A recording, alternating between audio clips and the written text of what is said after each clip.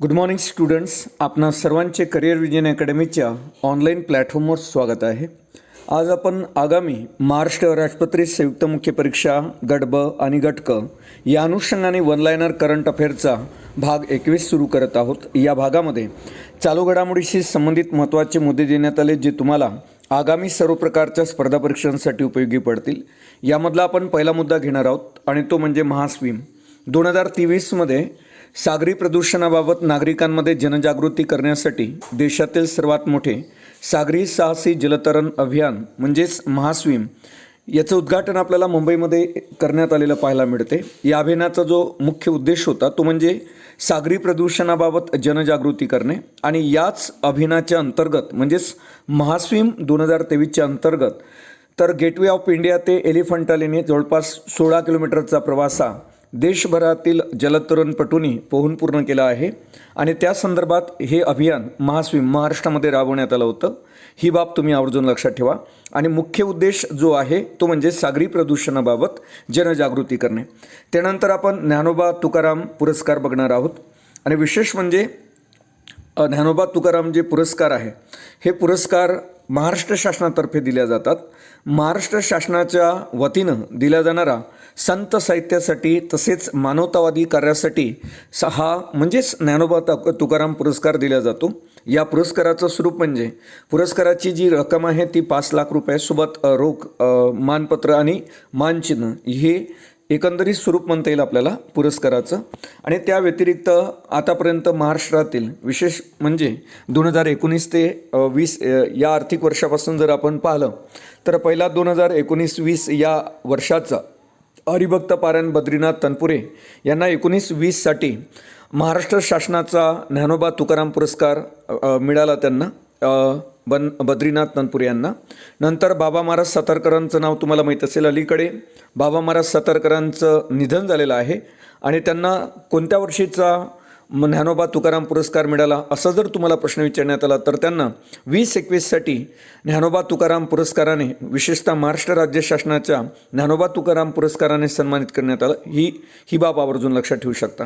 त्यानंतर जर आपण 21 आणि 22चं जर बघितला तर स्वामी श्री गोविंद गिरी ज्यांना आपण गोविंद देव गिरी म्हणतो यांना 21-22साठी हा पुरस्कार म्हणजे संत ज्ञानोबा तुकाराम पुरस्कार महाराष्ट्र शासनाचा देण्यात आलेला आपल्याला पाहायला मिळतो.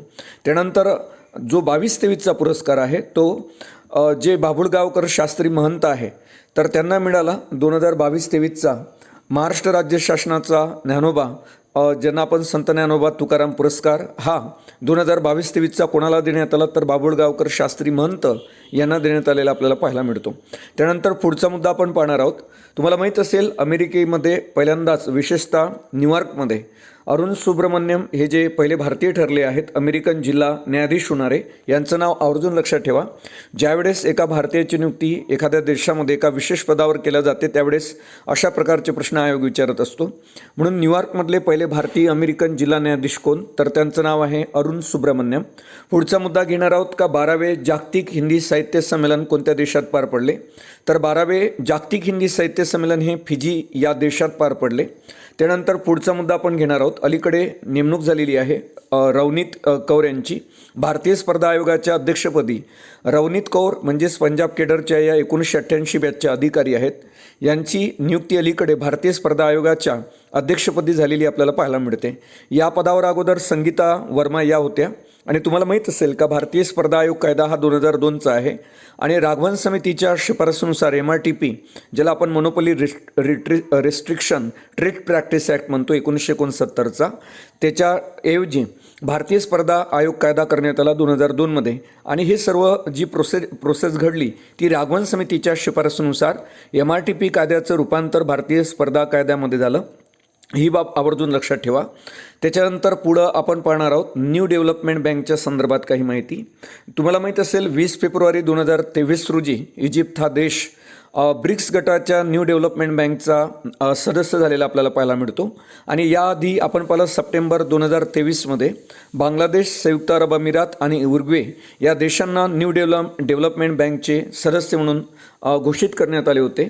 तुम्हाला माहीत असेल का ब्रिक्सची ही एक बँक आहे न्यू डेव्हलपमेंट बँक आणि याची स्थापना 15 जुलै 2014 रोजी करण्यात आली होती. आणि खऱ्या अर्थानं जर म्हणायला पाहिजे तर ही बँक आपण पाहतो का 2018मध्ये पूर्णतः कार्यान्वित झालेली आपल्याला पाहायला मिळते. आणि या न्यू डेव्हलपमेंट बँकेत जर आपल्याला मुख्यालय जे आहे ते शांघाय चीन या ठिकाणी पाहायला मिळते. आणि या बँकेचे जे पहिले अध्यक्ष होते ते म्हणजे के व्ही कामत, आणि त्याच्यानंतर ज्या पहिल्या महिला अध्यक्षा आता सद्यस्थितीमध्ये या न्यू डेव्हलपमेंट बँकच्या त्या पहिल्या महिला अध्यक्ष म्हणजे दिलीमा रोसेफ याच आहेत. त्यानंतर पुढचा मुद्दा घेणार आहोत आपण. या पद्धतीनं आता जर विचारण्यात आलं अलीकडे कोणता देश न्यू डेव्हलपमेंट बँकचा अधिकृतरित्या सदस्य देश बनलेला आहे, तर आता 20 फेब्रुवारी 2023 रोजी इजिप्त या देशाला अधिकृतरित्या सदस्य म्हणून दर्जा देण्यात आला न्यू डेव्हलपमेंट बँकचा. त्याआधी सप्टेंबर 2023मध्ये बांगलादेश असेल, संयुक्त अरब अमिरात असेल आणि उरुग्वे हे देश न्यू डेव्हलपमेंट बँकचे सदस्य म्हणून दर्जा त्यांना मिळाला होता किंवा त्यांना घोषित करण्यात आला ॲज अ सदस्य म्हणून. आणि स्थापना आपण पाहिलेली आहे न्यू डेव्हलपमेंट बँकची, तर ती म्हणजे 15 जुलै 2014. आणि खऱ्या अर्थानं हे न्यू डेव्हलपमेंट जी बँक आहे ती 18मध्ये पूर्णतः कार्यान्वित झालेली आपल्याला पाहायला मिळते. मुख्यालय शांघाय चीन या ठिकाणी आहे. आणि बँकेचे पहिले जे अध्यक्ष होते भारतीय ते म्हणजे के व्ही कामत. आणि सद्यस्थितीमध्ये न्यू डेव्हलपमेंट बँकच्या पहिल्या महिला अध्यक्ष आहेत दिलीमा रोसेफ. पुढचा मुद्दा आपण पाहणार आहोत. आपत्ती जे आहे प्रतिरोधक पायाभूत सुविधांवरील एक आंतरराष्ट्रीय स्तरावरची पहिली परिषद भारतामध्ये पार पडली, ती 2023मध्ये. आणि ही 5वी परिषद होती, ही नवी दिल्ली या ठिकाणी पार पडली. ही बाब आवर्जून लक्षात ठेवा का आपत्ती प्रतिरोधक पायाभूत सुविधांवरील 5वी आंतरराष्ट्रीय परिषद कोणत्या शहरामध्ये पार पडली, तर नवी दिल्ली या ठिकाणी. त्याच्यानंतर आता अलीकडे चर्चेत असलेलं तुम्हाला माहीत असेल कर्नाटकमधील हुबळी रेल्वे स्टेशन. कर्नाटक राज्यातील हुबळी येथील जे श्री सिद्धरुद्र स्वामीजी हुबळी स्टेशन आहे, तर यावर जवळपास या स्टेशनमध्ये जगातील सर्वात लांब रेल्वे प्लॅटफॉर्म उभारण्यात आला. जवळपास 1507 मीटरचा हा जगातील सर्वात लांब रेल्वे प्लॅटफॉर्म आहे. आणि गिनीज बुक ऑफ रेकॉर्डमध्ये त्याची नोंद झालेली आहे. या अगोदर गोरखपूरमधला जो रेल्वे प्लॅटफॉर्म होता तो सर्वात मोठ्यापेक्षा सर्वात लांब होता. 1336 मीटर इतका तो लांब होता. आता जर विचारलं तुम्हाला देशामध्ये सर्वात जास्त लांब प्लॅटफॉर्म कोणता, तर तो म्हणजे हुबळी रेल्वे प्लॅटफॉर्म. आणि खऱ्या अर्थानं हे कर्नाटक राज्यातलं ठिकाण आहे. आणि ज्या स्टेशनवर हे प्लॅटफॉर्म आहे त्या स्टेशनचं नाव आहे श्री रुद्र. तर आपण पाहत आहोत स्वामीजी हुबळी स्टेशन आणि 1507 मीटरचा, एवढी बाब तुम्ही आवर्जून लक्षात ठेवू शकता. नंतर आपण पाहणार आहोत महाराष्ट्र भूषण पुरस्कार. तुम्हाला माहिती असेल का अलीकडे महाराष्ट्र भूषण पुरस्काराची जी रक्कम आहे ती 10 लाखावरून 25 लाख इतकी करण्यात आली. आणि या पुरस्काराची खऱ्या अर्थानं जी सुरुवात आहे महाराष्ट्र भूषण पुरस्काराची ती 1996मध्ये करण्यात आली होती. आणि जो पहिला पुरस्कार मिळाला होता महाराष्ट्र भूषण पुरस्कार तो पु ल देशपांडे यांना मिळाला होता. ते महाराष्ट्राचे लाडके व्यक्तिमत्व म्हणून त्यांना ओळखलं जातं. आणि विशेष म्हणजे का 2020चा जो पुरस्कार आहे न्यूजमध्ये 21चा होता, मात्र 2020चा निवड समितीच्या मतानुसार का 2020चा जो महाराष्ट्र भूषण पुरस्कार आहे तो आशा भोसलेंना देण्यात आला. आणि 2022मध्ये महाराष्ट्र भूषण पुरस्काराने आप्पासाहेब धर्माधिकारी यांना सामाजिक कार्यासाठी महाराष्ट्र भूषण पुरस्काराने सन्मानित करण्यात आले. महाराष्ट्र भूषण पुरस्काराची सुरुवात ही आवर्जून लक्षात ठेवा 1996मध्ये झाली होती. आणि त्याची आता जी रक्कम आहे ती 10 लाखावरून 25 लाख इतकी करण्यात आली. पुढचा मुद्दा आपण पाहणार आहोत का तुम्हाला माहीत असेल सन 2023मध्ये महिला फिफा विश्वचषक कोणत्या देशाने जिंकला, तर स्पेन या देशाने इंग्लंड या देशाचा पराभव करून 2023चा महिला फिफा विश्वचषक जिंकलेला आहे. ही बाब आवर्जून लक्षात ठेवा, कारण यासारखे प्रश्न आयोग विचारत असतो. तर त्यामुळं पहिल्यांदाच स्पेनने हा विजेतेपद पटकवलेला आहे. महिला विश्वचषक हे पहिल्यांदाच जिंकलेलं आहे, त्यामुळं हा महत्त्वाचा मुद्दा बनतो. आणि विशेष म्हणजे कोणत्या देशाचा पराभव केला, तर इंग्लंड या देशाचा. आणि स्पेन या देशाचा हा पहिलाच महिला फिफा विश्वचषक विजेतेपदक आहे. त्याच्यानंतर आतापर्यंत जर्मनीनंतर पुरुष आणि महिला असे दोन्ही विश्वचषक जिंकणारा जर आपण पाहिलं तर स्पेन हा जर्मनीनंतरचा दुसरा देश आपल्याला पाहायला मिळतो. आणि स्पेनची जे प्रसिद्ध फुटबॉलपटू आहे ती कप्तान होती ॲलेक्सिया पुटेलास. ही या स्पेनच्या महिला संघाची फुटबॉलपटू म्हटल्यापेक्षा आपण ते कर्णधार होती ॲलेक्सा पुटेलास. आणि एक सर्वात महत्त्वाचं की अलीकडे जिला बॅलेंडोर पुरस्कार मिळाला एताना बोनामाटी ही सर्वोत्कृष्ट फुटबॉलपटू ठरली. आता अलीकडे एताना बोनामाटी हिला 2023चा बॅलन डी ओर या पुरस्काराने सन्मानित करण्यात आलं. ही बाब आवर्जून लक्षात ठेवा. कोणत्या महिलाला 2023चा बॅलन डी ओर या पुरस्काराने सन्मानित करण्यात आलं तर येताना बोनामाटी हे स्पेन या देशाचे सर्वोत्कृष्ट फुटबॉलपटू आहे. मात्र स्पेन देशाची कर्णधार जी होती ते ॲलेक्सिया पुटेलास होती. ही बाब लक्षात ठेवा. आणि अलीकडे 8व्यांदा लिओन मेस्सीने अर्जेंटिनाच्या बॅलन डी ओर पुरस्कार जिंकलेला हे तुम्हाला माहीतच असेल. त्यानंतर पुढचा मुद्दा घेणार आहोत जो अतिशय महत्त्वाचा आहे का भारताचं पहिलं आंतरराष्ट्रीय क्रूज जहाज त्याचं नाव काय तर MV इम्प्रेस हे त्याचं जहाज आहे. हे जहाजाचं नाव आहे MV इम्प्रेस. आणि केंद्रीय बंदरे जहाज मंत्री जलमार्ग मंत्री सर्वानंद सोनोवाल यांनी 5 जून 2023 रोजी चेन्नई येथे MV इम्प्रेस या भारताच्या पहिल्या आंतरराष्ट्रीय क्रूज जहाजाला हिरवा झेंडा दाखवलेला आपल्याला पाहायला मिळतो. यावर तुम्हाला प्रश्न विचारण्यात येऊ शकतो का भारताच्या पहिल्या जहाजाचं किंवा आंतरराष्ट्रीय क्रूज जहाजाचं नाव काय तर त्याचं नाव आहे MV इम्प्रेस. MV इम्प्रेस हे त्याचं नाव आहे. ही बाब आवर्जून लक्षात ठेवा. आणि हे जहाज जवळपास हे पहिलं आंतरराष्ट्रीय जहाज आहे. तर हे जहाज चेन्नईपासून तर चेन्नई ते श्रीलंकातील हंबनटोटा त्याच्यानंतर त्रिकोमाली आणि कनकेसंथुराई या बंदरापर्यंत प्रवास करणार आहे. ही बाब आवर्जून लक्षात ठेवा. त्यानंतर पुढचा मुद्दा घेणार आहोत. अलीकडे नीती आयोगाने एक वार्षिक आरोग्य निर्देशांक पब्लिश केला 2020-21 या वर्षासाठी.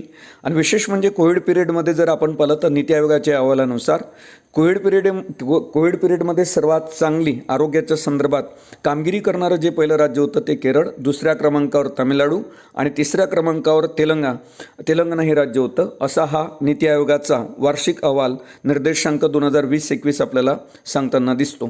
त्यानंतर पुढचा मुद्दा घेणार आहोत आपण. तुम्हाला माहीत असेल फूड कॉन्क्लेव्ह 2023 कोणत्या राज्यामध्ये हे बैठक पार पडली किंवा परिषद पार पडली. आवर्जून खूप महत्त्वाचा मुद्दा आहे हा का फूड कॉन्क्लेव्ह 2023ची पहिली आवृत्ती ही हैदराबाद या ठिकाणी 28 एप्रिल 2023 रोजी आयोजित करण्यात आली. आणि हा तेलंगणा राज्य सरकारद्वारे आयोजित करण्यात आलेला एक कृषी अन्न क्षेत्रासाठीचा एक वार्षिक विचारमंथन कार्यक्रम आहे ज्याला आपण थिंक टँक म्हणतो.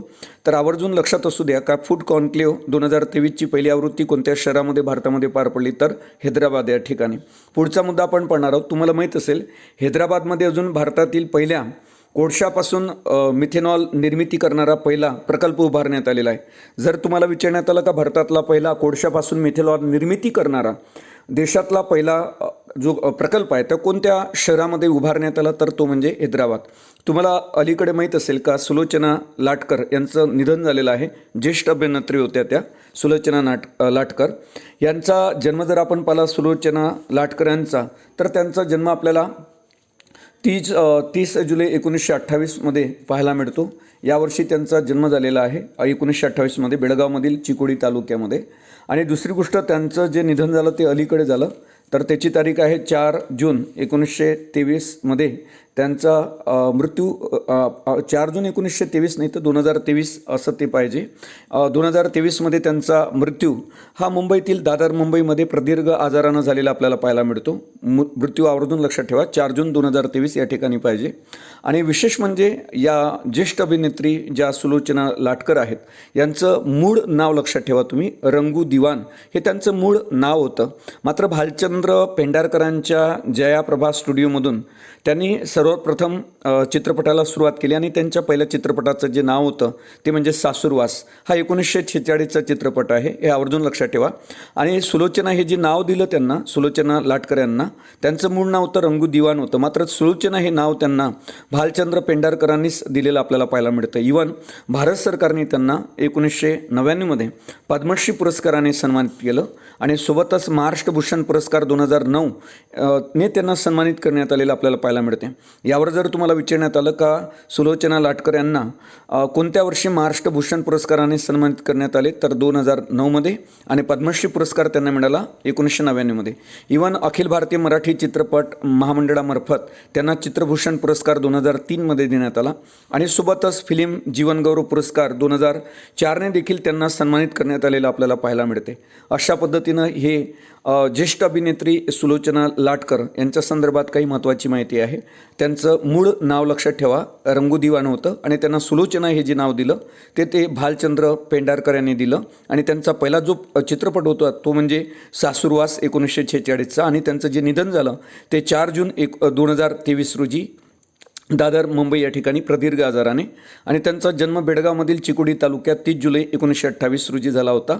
अभिनेत्री सुलोचना लाटकर यांचा. पुढचा मुद्दा आपण पाहणार आहोत जो अतिशय महत्त्वाचा आहे आगामी स्पर्धा परीक्षेच्या दृष्टिकोनातून. तो आपण बघणार आहोत. तुम्हाला माहीत असेल का अलीकडे 16वा आशिया कप विशेषतः क्रिकेटच्या संदर्भातला विजेता देश जो आहे तो भारत आहे, उपविजेता देश श्रीलंका आहे आणि आयोजक जे देश होते या 16व्या आशिया कपाचे ते म्हणजे पाकिस्तान आणि श्रीलंका.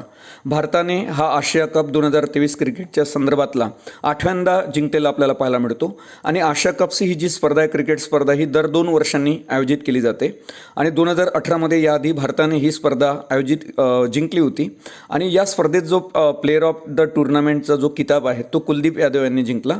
ह्या सर्व बाबी आगामी स्पर्धा परीक्षेच्या दृष्टिकोनातून महत्त्वाच्या आहे. जर तुम्हाला विचारण्यात आलं का 16वा आशिया कप क्रिकेटचा विजेता देश कोणता, तर त्या देशाचं नाव आहे भारत आणि उपविजेता देश आवर्जून लक्षात ठेवा श्रीलंका. या स्पर्धेचं जे आयोजन करण्यात आलं होतं पाकिस्तान आणि श्रीलंका 2 देशांमध्ये. भारताने आशिया कप जो आहे तो 8व्यांदा जिंकला आणि ही आशिया कप स्पर्धा जी क्रिकेटच्या संदर्भातली आहे ही दर दोन वर्षांनी खेळवली जाते आणि याआधी भारताने 2018मध्ये ही स्पर्धा जिंकलेली आपल्याला पाहायला मिळते आणि या स्पर्धेमध्ये प्लेअर ऑफ द टुर्नामेंटचा जो किताब आहे तो कुलदीप यादव यांना मिळाला. पुढचा अतिशय महत्त्वाचा मुद्दा घेणार आहोत आपण. तुम्हाला माहीत असेल हिरालाल सामरिया हे भारताचे 12वे मुख्य माहिती आयुक्त आहे. ही बाब आवर्जून लक्षात ठेवा. अलीकडे कोणाची नियुक्ती भारताचे 12वे मुख्य माहिती आयुक्त म्हणून करण्यात आली? हिरालाल सामरिया. तुम्हाला माहीत असेल आपल्या मुख्यमध्ये कंबाईन मेन्समध्ये आपल्याला माहितीचा अधिकार आहे आणि त्या संदर्भात तुम्हाला विचारला जाऊ शकते का अलीकडे कोणाची नियुक्ती भारताचे 12वे मुख्य माहिती आयुक्त म्हणून करण्यात आली? तर हिरालाल सामरिया आणि यांना जवळपास मदत करणारे जवळपास यांची जी संख्या आहे बाकीच्या आयुक्तांची माहिती आयुक्तांची 10पेक्षा जास्त नसावी. तर या ठिकाणी देशाचे 12वे मुख्य माहिती आयुक्त म्हणून हिरालाल सामरिया यांची नियुक्ती करण्यात आली आणि विशेष म्हणजे राष्ट्रपतींनी त्यांची नियुक्ती केलेली आहे. राष्ट्रपती भवनात त्यांना पदाची शपथ देण्यात आलेली आपल्याला पाहायला मिळते. हे नाव आवर्जून लक्षात ठेवा. हिरालाल सामरिया हे भारताचे 12वे मुख्य माहिती आयुक्त आहे. या संदर्भात तुम्हाला या ठिकाणी काही इमेजेस दिसतील तर त्यांच्या नियुक्तीच्या संदर्भातल्या ह्या इमेजेस आहेत. पुढचा मुद्दा आपण बघणार आहोत. नेक्स्ट मुद्दा आपण पाहणार आहोत आणि तो म्हणजे पुढचा जो मुद्दा आहे तो देखील अतिशय महत्त्वाचा आहे. तुम्हाला माहीत असेल का टीव्हीमध्ये मालिकांमध्ये महाभारतमध्ये विशेषतः शकुनी मामा यांची भूमिका साकारून जे प्रसिद्ध झालेलं व्यक्तिमत्व आहे ते म्हणजे गुंफी पेंटल. या ठिकाणी हा प्रश्न अतिशय महत्त्वाचा ठरतो आगामी स्पर्धा परीक्षेच्या दृष्टिकोनातून. का खालीलपैकी कोणत्या व्यक्तीने शकुनी मामाची भूमिका महाभारत या सिरियलमध्ये किंवा या मालिकेमध्ये साकारली होती? त्यांचं नाव आहे गुंफी पेंटल. यांचं जून 2023मध्ये वयाच्या 78व्या वर्षी निधन झालेलं आपल्याला पाहायला मिळते आणि महाभारत ही मालिका B.R. चोप्रा यांची होती आणि त्यामध्ये त्यांनी शकुनी मामाची भूमिका निभवली आणि त्यांनी या भूमिकेमुळे त्यांना खूप मोठी लोकप्रियता मिळालेली आपल्याला किंवा प्राप्त झालेली दिसून येते. यांचं नाव आवर्जून लक्षात ठेवा. गुंफी पटेलने शकुनी मामाची भूमिका महाभारत या सिरियलमध्ये या मालिकेमध्ये केलेली आपल्याला पाहायला मिळते. त्याच्यानंतर एक शेवटचा मुद्दा घेणार आहोत आणि तो म्हणजे एक निर्देशांक, तो म्हणजे जागतिक भूक निर्देशांक 2023. हा निर्देशांक 2006 पासून काढला जातो. कन्सर्न वर्ल्डवाईड आणि वेल्थ हंगर लिफ या संस्थांच्या माध्यमातून संयुक्तपणे हा प्रकाशित केला जातो. जागतिक भूक निर्देशांक ज्याला आपण ग्लोबल हंगर इंडेक्स म्हणतो. हा 2023चा आहे.